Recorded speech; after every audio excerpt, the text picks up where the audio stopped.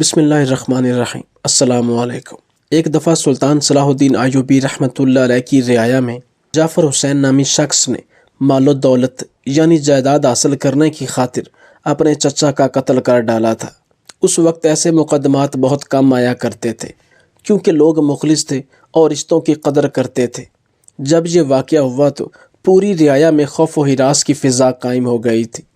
اس وجہ سے سلطان صلاح الدین ایوبی رحمۃ اللہ علیہ نے اس کو سزا کے طور پر پھانسی کی سزا سنائی تھی۔ وہ اس سزا کے سنتے ہی بہت جھٹ پٹایا تھا۔ اس نے اس بات سے انکار کیا تھا کہ اس کو پھانسی نہیں دی جائے، لیکن اس کی بات کو رد کر دیا گیا کیونکہ وہ ایک قاتل تھا اور ایک قاتل کی سزا ہمیشہ سے ہی پھانسی ہوتی ہے۔ جبکہ وہ آدمی اچانک اپنی سزا سننے کے بعد مسکرا رہا تھا، جبکہ پھانسی ملنے کے بعد تو لوگ یکدم ہی خاموش ہو جاتے ہیں یا پھر ان کی حالت بہت خراب ہو جاتی ہے۔ لیکن ایسی کوئی بھی خاصیت اس شخص میں بالکل نہیں پائی جا رہی تھی۔ اس انسان کو کال کوٹری میں بھیج دیا گیا تھا۔ 2 دن بعد اس کو پھانسی تھی اور اس کی پھانسی کا سب لوگوں کو انتظار تھا کیونکہ یہ خبر پوری رعایا میں آگ کی طرح پھیلی تھی کہ ایک بھتیجے نے جائیداد کے پیچھے اپنے چچا کا قتل کر ڈالا ہے۔ سلطان صلاح الدین ایوبی رحمۃ اللہ علیہ بھی اس پھانسی کو لے کر تھوڑا پریشان تھے کیونکہ اس انسان کا چہرہ ان کی آنکھوں کے سامنے بار بار آ رہا تھا کہ وہ اپنی سزا سننے کے بعد کس طریقے سے مسکرا رہا تھا۔ اچھے سے اچھا انسان بھی موت کی خبر سن کر خوف زدہ ہو جاتا ہے، لیکن یہ شخص بالکل بھی اپنی موت کی خبر سننے کے بعد گھبرایا ہوا نظر نہیں آ رہا تھا۔ 2 دن بعد پھانسی مقرر کی گئی تھی اور پوری رعایا کے سامنے اس کو پھانسی دی جانی تھی۔ سلطان صلاح الدین ایوبی اس میدان میں موجود تھے اور اپنی نشست پر براجمان ہو کر اس منظر کو گہری نگاہوں سے دیکھ رہے تھے۔ جلاد اس آدمی کے قریب کھڑا ہوا اور بلند آواز میں بولا، بولو جعفر حسین، بتاؤ تمہاری آخری خواہش کیا ہے؟ جبکہ وہ آدمی اس جلاد کی بات سن کر ایک بار پھر مسکرایا تھا، جبکہ اس کی مسکراہٹ کو لوگوں نے بڑی حیرانی سے دیکھا تھا۔ سلطان صلاح الدین ایوبی رحمۃ اللہ علیہ بھی حیران ہو رہے تھے بار بار اس کے مسکرانے سے، لیکن ایک لفظ نہیں بول رہے تھے۔ جلاد بھی اس آدمی کو دیکھ کر حیران ہو رہا تھا، لیکن جلدی اپنی حیرانگی کو چھپا لیا تھا اور جلاد چلاتے ہوئے کہنے لگا، جلد سے جلد اپنی آخری خواہش بتاؤ تاکہ ہم اس کو پورا کریں اور تمہیں پھانسی پر چڑھائیں۔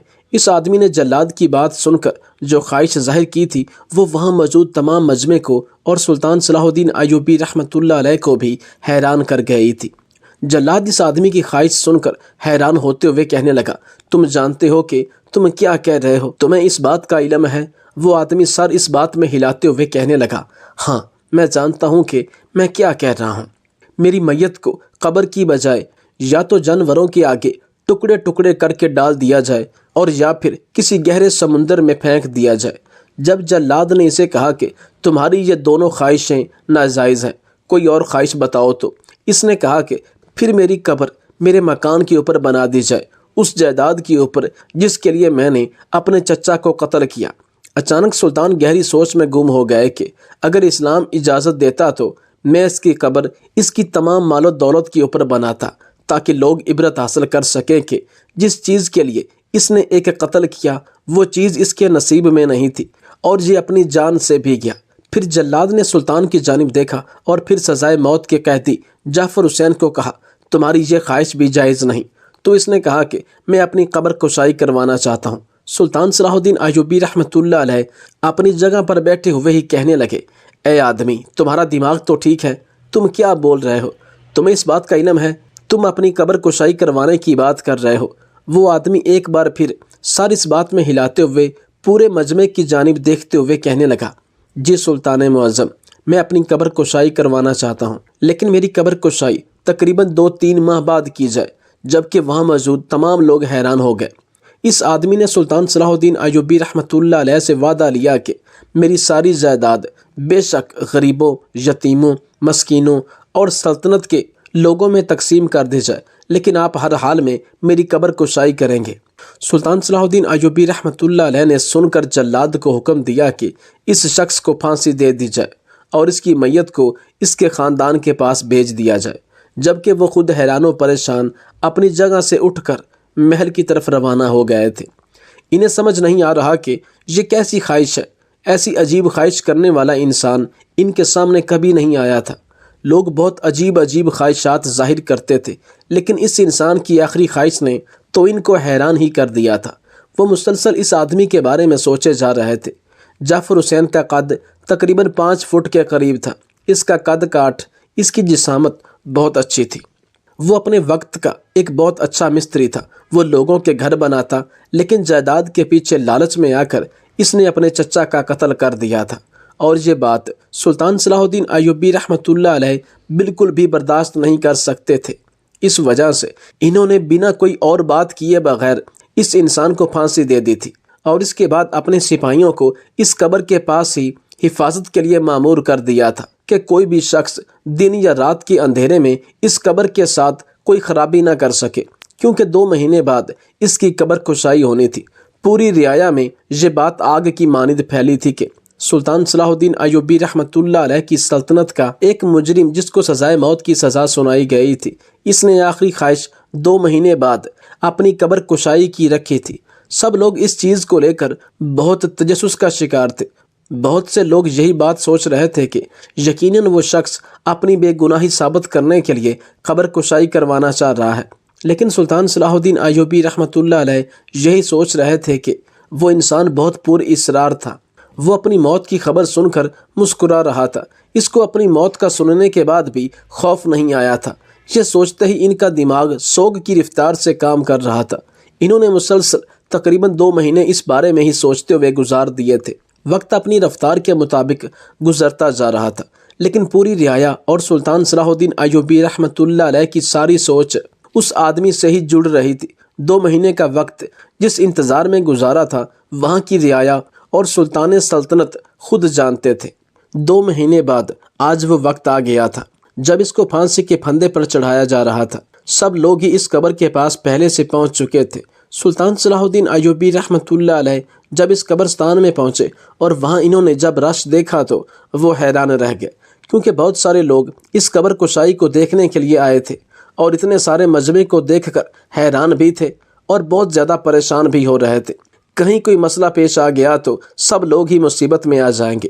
تھوڑی دیر بعد سپاہیوں کے ہمراہ قبر کشائی کی جا چکی تھی، لیکن جیسے کہ کچھ عرصہ بعد قبر سے بدبو آنا شروع ہو جاتی ہے، لیکن یہاں پر ایسا کچھ بھی نہیں ہوا تھا۔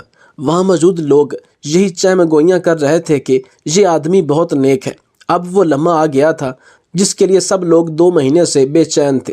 قبر کی مٹی ہٹائی جا رہی تھی۔ سب لوگ حیرت کے مارے آنکھیں بھر بھری کیے قبر کے اندر جھانک رہے تھے۔ سلطان صلاح الدین ایوبی رحمۃ اللہ علیہ کا حال بھی لوگوں سے مختلف نہ تھا، کیونکہ ان کے دل میں اس بات کا تجسس بہت زیادہ تھا کہ لوگ اتنا زیادہ اس معاملے کو کیوں سوچ رہے ہیں۔ اور جیسے ہی مٹی کی بنی آخری سلیب قبر کے اوپر سے ہٹائی گئی اور لوگوں نے جیسے ہی اندر جھانک کر دیکھا تو سب لوگوں کی چیخیں نکل گئیں۔ بہت سے لوگ اس منظر کو دیکھ کر قبرستان سے باہر بھاگ چکے تھے، جبکہ سلطان صلاح الدین ایوبی رحمۃ اللہ علیہ نے بھی اپنی آنکھیں بند کر لی تھیں اور جلدی واپس محل لوٹ آئے تھے۔ کسی کو بھی سمجھ نہیں آ رہا تھا کہ 2 مہینے بعد قبر کے اندر ایسا کیسے ہو سکتا ہے۔ سلطان صلاح الدین ایوبی رحمۃ اللہ علیہ محل آنے کے بعد بہت گہری سوچ میں مبتلا تھے۔ انہیں سمجھ نہیں آ رہا تھا کہ یہ ان کی سلطنت میں کیا ہو گیا ہے۔ انہوں نے فوراً ہی جعفر حسین کے خاندان سے رابطہ کیا اور سپاہیوں کے ہمراہ پورے خاندان کو دربار میں بلانے کا سوچا، لیکن اس سے پہلے وزیر نے جو بات ان کو بتائی ان کو مزید حیران کر گئی کہ جس انسان کا قتل ہوا تھا وہ ابھی تک حیات ہے، اس کی سانسیں ابھی بھی چل رہی ہیں۔ سلطان یہ بات سن کر یکدم ہی خاموش اور ٹھٹک کر رہ گئے تھے۔ اگر وہ انسان بچ جاتا تو سلطان صلاح الدین ایوبی رحمۃ اللہ علیہ اپنے غصے میں آ کر آج ایک غلط فیصلہ کر چکے تھے، لیکن جو منظر آج وہ قبر کے اندر دیکھ کر آئے تھے اس کے بعد انہیں کچھ بھی سمجھ نہیں آ رہا تھا۔ سپاہیوں کے ہمراہ اس آدمی کے خاندان کو طلب تو کر لیا گیا، لیکن وہ آنے کا نام ہی نہیں لے رہے تھے۔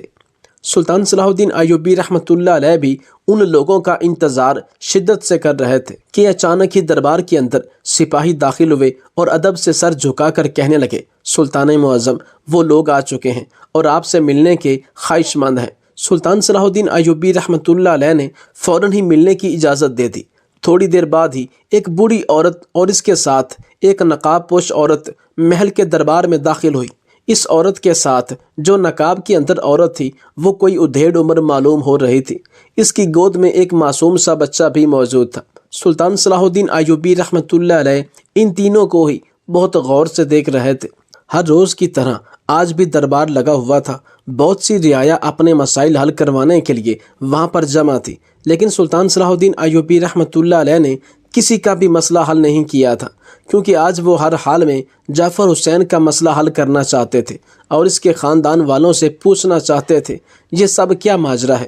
سلطان صلاح الدین ایوبی رحمۃ اللہ علیہ نے اپنا گلا کھنکارا اور اس عورت کی جانب دیکھتے ہوئے کہنے لگے، اے بوڑھی ماں، تم جانتی ہو کہ ہم نے تمہیں یہاں پر طلب کیوں کیا ہے؟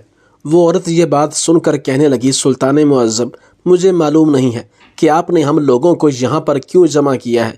نہ جانے ہم لوگوں سے کیا خطا سرزد ہو گئی ہے۔ اگر ہم سے کوئی خطا ہو گئی ہے تو ہمیں معاف کر دے۔ سلطان صلاح الدین ایوبی رحمۃ اللہ علیہ نے اس بوڑھی عورت کی بات سنتے ہی کہا، نہیں، تمہاری کوئی غلطی نہیں ہے، بس آپ سے چند ایک سوال پوچھنے ہیں، ان کا جواب ہم آپ سے جاننا چاہتے ہیں۔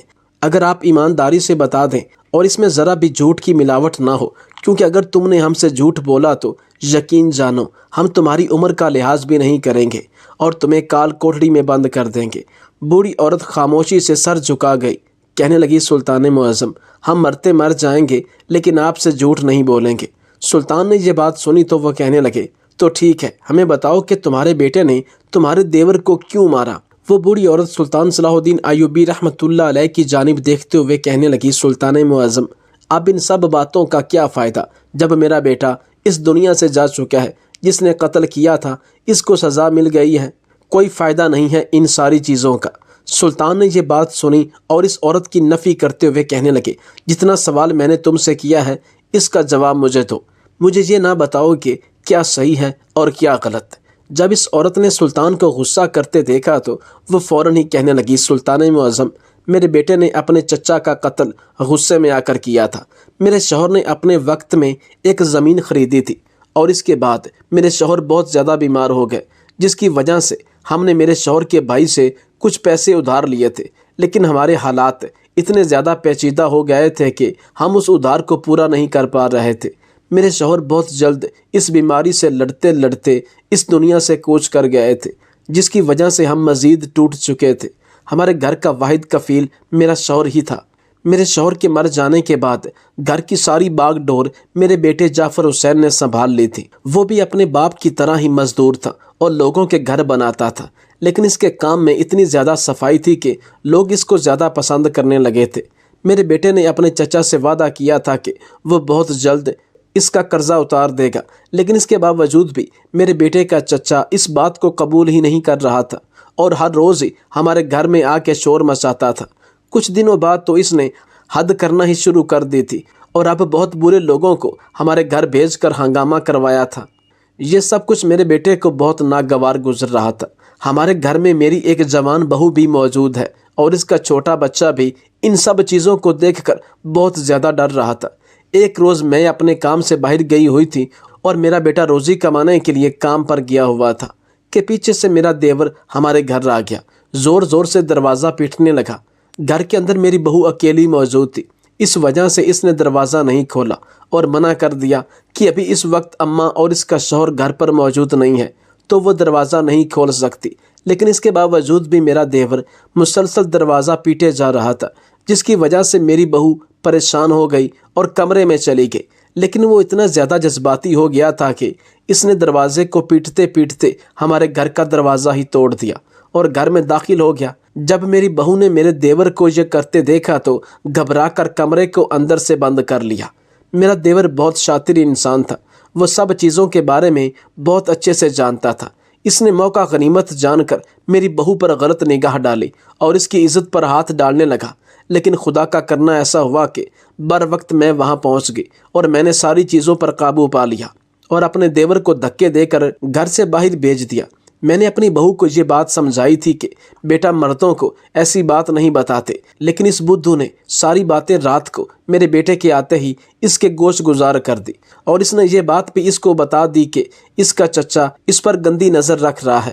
یہ سننا تھا کہ جعفر حسین آپے سے باہر ہو گیا اور اپنے چچا کے پاس بھاگا ہوا پہنچ گیا اور وہاں جانے کے بعد اس نے اپنے چچا کا قتل کر دیا، لیکن قتل کرنے کے بعد بھی وہ بہت زیادہ مطمئن تھا اور ایک ہی بات کہہ رہا تھا کہ زیادہ پریشان ہونے کی ضرورت نہیں، وہ جلدی سب کچھ ٹھیک کر دے گا۔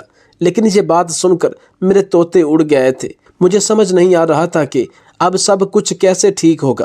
میرا بیٹا قتل کر چکا تھا، میں جانتی تھی کہ یہ بات جیسے ہی آپ کو معلوم ہوگی آپ فوراً ہی میرے بیٹے کو پھانسی کی سزا سنائیں گے، اور ایسا ہی ہوا۔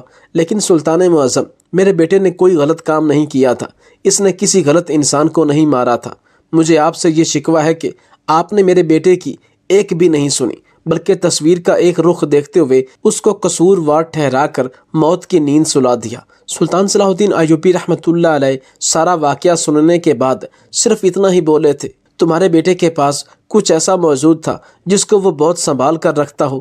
اس سوال پر دربار میں موجود تمام درباری حیران ہو گئے کہ سلطان صلاح الدین ایوبی رحمۃ اللہ علیہ نے کچھ جذباتی الفاظ بولے تھے، لیکن انہوں نے ایسا کچھ نہیں بولا تھا، بلکہ ان کا سوال ہی بہت عجیب تھا۔ وہ عورت ایک لمحہ سلطان صلاح الدین ایوبی رحمۃ اللہ علیہ کے چہرے کو غور سے دیکھتی رہی، اور چند پل بعد جو بات اس نے بتائی وہ ان کو بھی حیران کر گئی۔ وہ کہنے لگی، سلطان معظم، میرا بیٹا اکثر اوقات ہی نقشہ نگاری کرتا رہتا تھا۔ اس کے ہاتھ میں ایک قلم ہوتا تھا اور ایک پرچے پر نہ جانے عجیب عجیب سی لکیریں بناتا رہتا تھا، اور اکثر اوقات ہی یہ بات مجھے بتاتا تھا کہ دیکھنا اماں، ایک دن میں بہت کامیاب ہو جاؤں گا اور بہت آگے جاؤں گا، یہ نقشہ میری پوری دنیا ہی بدل کر رکھ دے گا۔ میں نہیں جانتی تھی سلطان معظم کہ میرا بیٹا میری دنیا بدلنے سے پہلے ہی مجھے چھوڑ کر چلا جائے گا۔ سلطان صلاح الدین ایوبی رحمۃ اللہ علیہ اس عورت کی باتوں کو بہت غور سے سن رہے تھے۔ انہوں نے فوراً اس عورت کو حکم دیا کہ تمہاری بات کو اہمیت دی جائے گی، لیکن اس سے پہلے تم ہمیں فوراً ہی وہ نقشہ دے دو تاکہ جو بات ہم سوچ رہے ہیں وہ مسئلہ حل ہو جائے۔ اس عورت نے سلطان صلاح الدین ایوبی رحمۃ اللہ علیہ کا حکم فوراً ہی بجا لایا اور ایک سپاہی کے ہمراہ وہ نقشے بھیج دیے۔ سلطان صلاح الدین ایوبی رحمۃ اللہ علیہ نے جب وہ نقشے کھول کر دیکھے تو انہیں بہت چیزیں سمجھ آ گئی تھیں۔ وہ اپنے سپاہیوں اور وزیر کے ہمراہ قبرستان آ گئے تھے اور مزدوروں کو حکم دیا تھا کہ مزید اس قبر کو کھولا جائے، اور جیسے ہی اس کی قبر کو کھودا گیا تو وہ حیران رہ گیا، کیونکہ اس قبر کے نیچے ایک سرنگ موجود تھی۔ یہ چیز دیکھ کر فوراً ہی وہاں موجود گورکن کو بلایا گیا۔ گورکن کے چہرے سے معلوم ہو رہا تھا کہ وہ ایک مجرم ہے۔ سلطان صلاح الدین ایوبی رحمۃ اللہ علیہ اس گورکن کی جانب دیکھتے ہوئے کہنے لگے، ہمیں ساری چیزوں کے بارے میں علم ہو چکا ہے، تم نے جعفر حسین کو یہاں سے بھاگنے میں مدد کی ہے نا؟ کیا تم اس بات سے ناواقف ہو؟ مجرم کی مدد کرنے والا بھی مجرم ہی کہلاتا ہے۔ وہ آدمی سر انکار میں ہلاتے ہوئے کہنے لگا، سلطان معظم، میں معافی چاہتا ہوں، مجھے یہ سب کرنے کے لیے جعفر حسین نے کہا تھا۔ ہم دونوں بچپن کے بہت اچھے دوست ہیں، اگر میں اس کا ساتھ نہ دیتا تو یہ دوستی میں غداری ہو جاتی، اور میں ایسا نہیں کرنا چاہتا تھا۔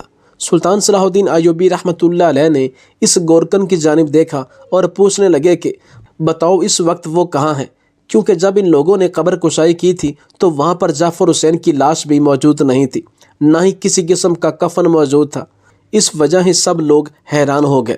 گورکن یہ بات بتانے میں ہچکچا رہا تھا، لیکن سلطان صلاح الدین ایوبی رحمۃ اللہ علیہ کی گرجدار آواز پر وہ سارا کچا چٹھا کھول چکا تھا کہ جعفر حسین اس قبر سے نکلنے کے بعد پاس ہی گاؤں میں اپنی زندگی بسر کر رہا ہے۔ سلطان صلاح الدین ایوبی رحمۃ اللہ علیہ نے یہ سنا تو وہ فوراً ہی اپنے سپاہیوں کے ہمراہ اس گاؤں میں پہنچ گئے۔ وہاں کے لوگ سلطان کو بہت حیران نگاہوں سے دیکھ رہے تھے کہ سلطنت کے بادشاہ یہاں پر کیا کر رہے ہیں، لیکن سلطان نے کسی پر بھی توجہ نہیں دی تھی، اور وہ فوراً ہی جعفر حسین کے ٹھکانے پر آئے تھے جہاں کا راستہ گورکن نے بتایا۔ سلطان اس گھر کے بہت قریب موجود تھا اور ایک انسان کو بہت غور سے دیکھ رہا تھا جس کی پشت نظر آ رہی تھی۔ وہ انسان ایک گھر بنا رہا تھا۔ سلطان صلاح الدین ایوبی رحمۃ اللہ علیہ نے اپنے سپاہی اس آدمی کے پاس بھیجے، اور ان لوگوں نے بات چیت کرنے کے بعد جیسے ہی اس کا رخ سلطان کی جانب موڑا تو ان کی آنکھیں پھٹی کی پھٹی رہ گئی، کیونکہ سامنے کوئی اور نہیں بلکہ جعفر حسین موجود تھا، جس کو بھرے مجمع میں پھانسی دی جا چکی تھی۔ اس نے بھی سامنے سلطان کو دیکھا تو ایک بار پھر مسکرایا۔ اس کے چہرے پر وہی مسکراہٹ موجود تھی جس دن آخری خواہش کرتے ہوئے موجود تھی۔ سلطان صلاح الدین ایوبی رحمۃ اللہ علیہ نے اس کی جانب دیکھتے ہوئے حیرانگی کا اظہار کیا اور کہنے لگے، ہمیں یقین نہیں آ رہا کہ تم زندہ ہو۔ تمہارا سارا ماجرا ہم تمہاری ماں کی زبانی سن چکے ہیں، لیکن یہ کیا معاملہ ہے، تم زندہ کیسے بچ گئے؟ इस बारे में हमें भी बताओ। जाफ़र हुसैन ने ये बात सुनी तो वो मुस्कुराते हुए कहने लगा, सुल्तान मुअज़्ज़म, मेरे गले की हड्डी बड़ी है। जब मुझे फांसी दी गई थी तो गले की हड्डी उस वक्त बंद नहीं हुई थी और सब लोगों के सामने जाहिर करने के लिए मैंने अपनी सांस रोक ली थी और आप सबको यही लगा कि मैं इस दुनिया फ़ानी से कूच कर चुका हूँ, लेकिन दर हकीकत मैं ज़िंदा था और अपने दिमाग को इस्तेमाल करते हुए मैंने पहले ही कब्र के अंदर ही सुरंग बना ली थी, जिसकी वजह से मैं आराम से अपने दोस्त गोरकन की मदद से बाहर आ गया था। मैं मानता हूँ कि मैंने अपने चचा का कत्ल किया है, लेकिन वो इंसान एक अच्छा इंसान नहीं था। इसने मेरी बीवी पर गंदी निगाह रखी। वो और भी औरतों के साथ बदसलूकी से पेश आता है, इनके साथ बदतमीज़ी करता है, बहुत से मासूम लोगों की जायदादों को हड़प कर चुका है और लोगों को कत्ल करने की धमकियां भी देता है। इसलिए डर के मारे लोग आपके पास शिकायत लेकर नहीं आते। मैं ये मनसूबा काफ़ी दिनों से बना रहा था। इस वजह से मैं अपनी कब्र के लिए नक्शा बनाता रहता था। अपनी कब्र के अंदर पहले ही सारे इंतज़ामात कर लो और मेरी सोच के मुताबिक जब मैंने इसका कत्ल किया था तो उस वक्त वो सुरंग भी तैयार हो चुकी थी। अब मैं यहाँ इस गांव में अपनी ज़िंदगी गुजार रहा हूँ और ये घर अपने घर वालों के लिए तामीर कर रहा हूँ। इस घर में तकरीबन अब 10 से 15 दिन का काम रह गया है। जैसे ही ये काम मुकम्मल होगा तो मैं अपने घर वालों के साथ यहाँ पर रहने के लिए आ जाऊँगा। सुल्तान ने ये बात सुनी तो वो कहने लगे, तुम जानते हो ना कि तुम एक फांसी के मुजरिम हो, तुम्हें फांसी की सज़ा सुनाई गई है। सुल्तान की बात सुनकर जाफ़र हुसैन एक बार फिर मुस्कुराया और कहने लगा, सुल्तान मुअज़्ज़म, आपकी बात दुरुस्त है, लेकिन इतना कानून मैं भी जानता हूँ, जब एक इंसान को फांसी दे दी जाए और वो उस फांसी से बच जाए तो इसको दोबारा फांसी नहीं दी जाती, बल्कि इसको बाइज़्ज़त बरी कर दिया जाता है। सुल्तान इसकी जहानत और इसकी बातों को सुनकर बहुत मुतासिर हुए और इसको मुआफ़ करके वापस महल लौट गए।